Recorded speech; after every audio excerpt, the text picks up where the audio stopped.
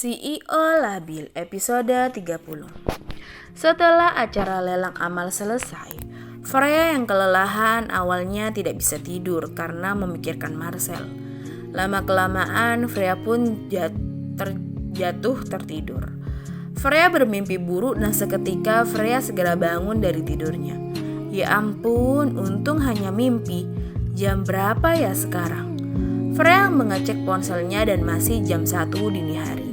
Freya turun ke lantai 1 untuk mengambil air minum. Langkah Freya terhenti ketika Freya samar-samar mendengar orang yang menyebut namanya. Freya mengikuti sumber suara itu. Billy dan Bibi lagi ngapain ya? Jam segini kok belum tidur? Di dapur. Hidup itu beneran gak adil ya, Bi. Tuhan memberikan Marcel orang tua bak malaikat. Sekarang Tuhan mengirimkan satu lagi malaikat cantik buat Marcel. Siapa? Dan Billy, tidak boleh seperti itu, Dek. Dan ini kan masih bisa berkumpul dengan Non Hera, sedangkan Dan Marcel tidak bisa melihat Dan Raka. Raka? Siapa dia? Dan Billy juga memiliki hati bak berlian. Hati berlian tidak ada gunanya, Bi, kalau cinta saya bertepuk sebelah tangan. Hah? Billy sedang jatuh cinta? Tapi sama siapa? Bibi mohon demi kebaikan Dan Billy dan Marcel. Bibi mohon Dan, jangan ikut campur hubungan Non Freya dan Marcel. Hahaha. Jadi selama ini Bibi percaya kalau saya yang mengambil Indri dari Marcel. Kalau memang saya berniat merebut Indri dari Marcel, sudah dari awal mereka bertemu saya pisahkan mereka, Bi. Indri itu sudah saya anggap sebagai adik saya sendiri. Lalu kenapa Dan Billy bertindak seolah-olah menjadi orang ketiga di antara hubungan mereka? Karena saya marah dan saya benci dengan apa yang telah dilakukan Marcel kepada Indri, Bi. Pertama, Marcel yang mengejar Indri. Setelah Indri luluh dan memberikan segalanya untuk Marcel, bahkan ginjalnya, Bi. Tapi apa balasannya? Marcel lebih percaya bahwa Indri meninggalkannya demi uang dan dia langsung mendekat dengan Tantri. Dan Billy yang sabar ya, jangan keras-keras, nanti yang lainnya pada bangun. Apa? Indri memberikan ginjalnya untuk Marcel. Tapi itu tidak bisa menjadi alasan Dan Billy memisahkan Non Freya dengan Dan Marcel kan? Saat ini saya masih diam saja, Bi, karena saya melihat ada cinta di mata Yaya untuk Marcel. Saya akan menjaga Yaya dari jauh. Bibi percaya Dan Marcel akan menjaga Non Freya sebaik-baiknya. Dan Billy belajar melupakan Non Freya. Apa ini? Kenapa dada aku sakit sekali? Saya akan melupakan Freya sampai saya yakin kalau Marcel tidak akan meninggalkan Freya. Jika Indri saja yang sudah memberikan ginjalnya bisa Marcel lupakan, apalagi Freya. Freya meneteskan air mata mendengar perkataan Billy. Kenapa dadaku sakit begini? Freya kembali ke kamarnya dengan memegang dadanya. Ia pergi ke kamar Marcel yang ia tempati. Tidak ada satupun foto Freya yang terpajang di sana. Pasti mudah bagimu melupakanku kan, Sel? Freya duduk sambil memeluk lututnya. Aku takut, Sel. Bagaimana jika kamu pergi dan melupakan aku, Sel? Air mata Freya terus mengalir. Pagi telah menjelang dan Freya sudah berpakaian rapi. Koper berisi bajunya berada di sampingnya. Freya turun ke lantai 1 dengan membawa kopernya. Mau kemana, Non? Tanya Bibi.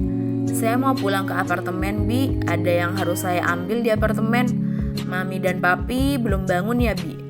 Tapi ini masih jam 5 pagi, Non. Nanti saya harus ke kantor, Bi. Takutnya telat. Jadi saya pulang sekarang aja ya, Bi. Tapi Non, tolong sampaikan salam saya pada yang lain ya, Bi. Freya menarik kopernya dan menaiki taksi yang sudah dia pesan. Setelah setengah jam perjalanan, Freya sampai di depan salah satu pintu apartemen. Namun bukan apartemen mereka. Freya memencet bel berkali-kali sampai pintu terbuka dan menampakkan seorang gadis yang baru saja terbangun. Kak Freya, kenapa pagi-pagi kesini, Kak? Ayo masuk dulu, ujar Laras. Freya masuk ke dalam apartemen sambil terus menarik kopernya. Dia membawa koper dan apa-apaan dengan ekspresinya itu. "Ah, aku nggak boleh negatif thinking sama kakak," ujar Laras dan menutup pintu. "Kak Freya kenapa?" tanya Laras.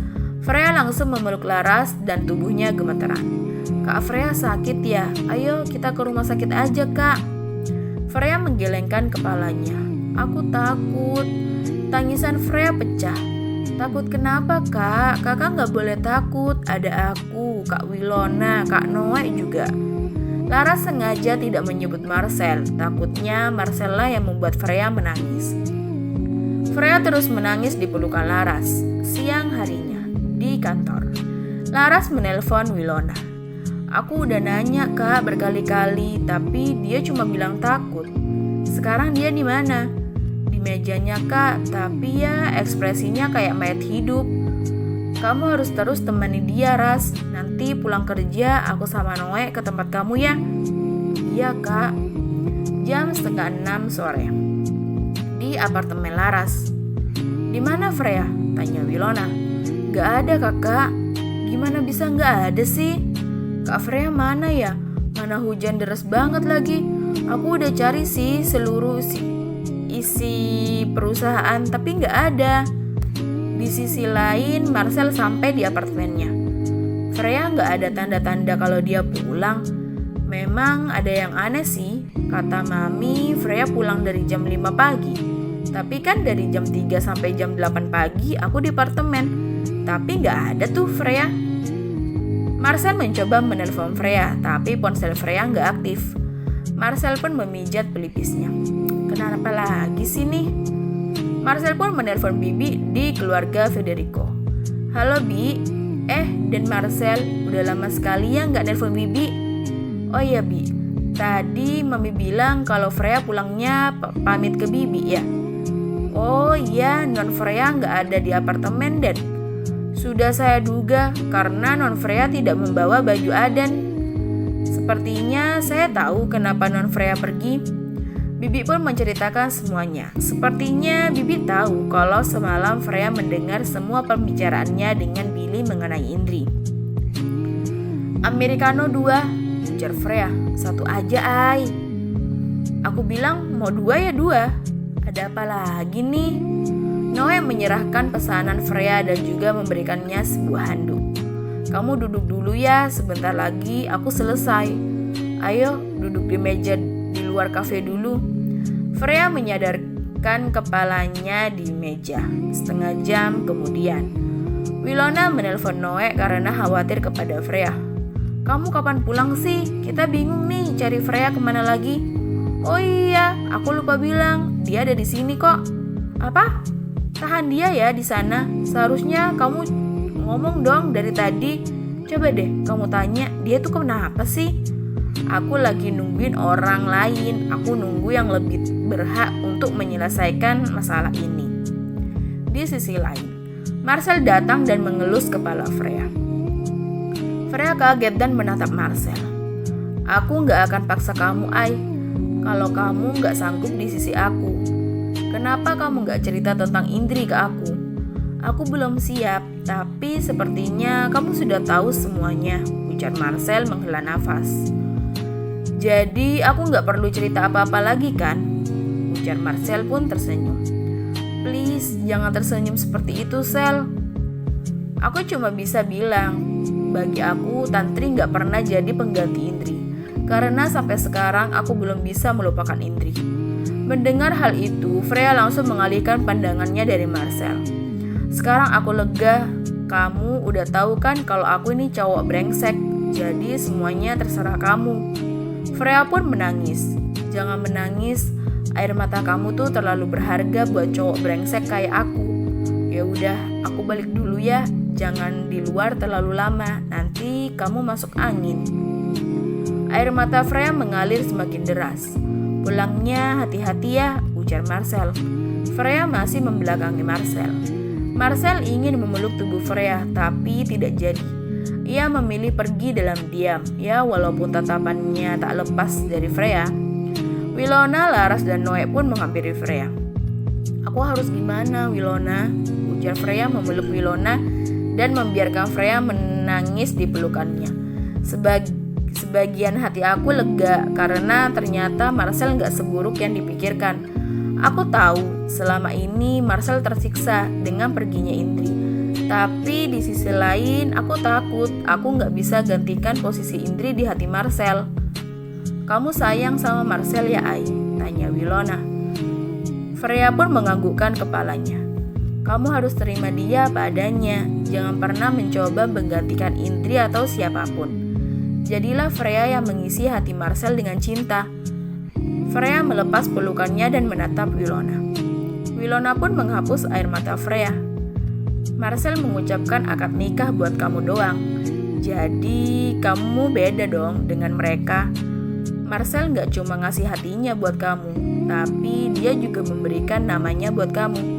Sekarang hanya ada Freya Ayana Federico, istri dari Marcel. Gak ada yang lainnya. Freya pun menggelengkan kepalanya. Tapi Marcel gak cinta sama aku. Cintaku bertepuk sebelah tangan. Dia bilangnya cinta sama aku dari sejak kecil. Tapi apa? Semua itu bullshit. Marcel bukan gak cinta sama kamu, Ai. Tapi dia sedang belajar mencintai kamu. Memang sekarang rasanya susah banget buat kamu bertahan. Tapi kamu harus sabar ya. Kamu pasti kok bisa mendapatkan hati Marcel sepenuhnya. Kalau kamu sayang dia, bertahan dan tetap di sisinya. Biarkan dia belajar mencintai kamu. Kalau kamu pergi, kamu juga kan yang akan sakit. Kak Wilona bener, Kak. Kakak mau ada orang lain ya yang menggantikan posisi kakak sekarang. Marcel tuh butuhnya kamu, Kak. Aku gak bisa lihat Marcel dengan yang lain. Semuanya terserah kamu sih, Ai. Freya pun menghapus air matanya. Kita pulang ya sekarang. Baju kamu basah nih karena hujan. Nanti kalau masuk angin gimana? Aku pulang ke rumah kamu aja ya, Ras. Biarkan aku berpikir sebentar. Iya, Kak. Pikirkan semuanya baik-baik ya, ujar Laras. By the way, ini kunci mobil siapa ya? Semuanya melihat kunci mobil yang dipegang oleh Wilona. Air mata Freya jatuh kembali. Ini kunci mobil Marcel. Freya mengambil kunci mobil dan menekan tombol. Mobil Pajero putih tak jauh dari mereka, tepat di depan kafe pun berbunyi. Dia sengaja meninggalkan kunci ini untuk kamu, Ai. Aku yakin dia khawatir dan mulai mencintai kamu. Bersambung.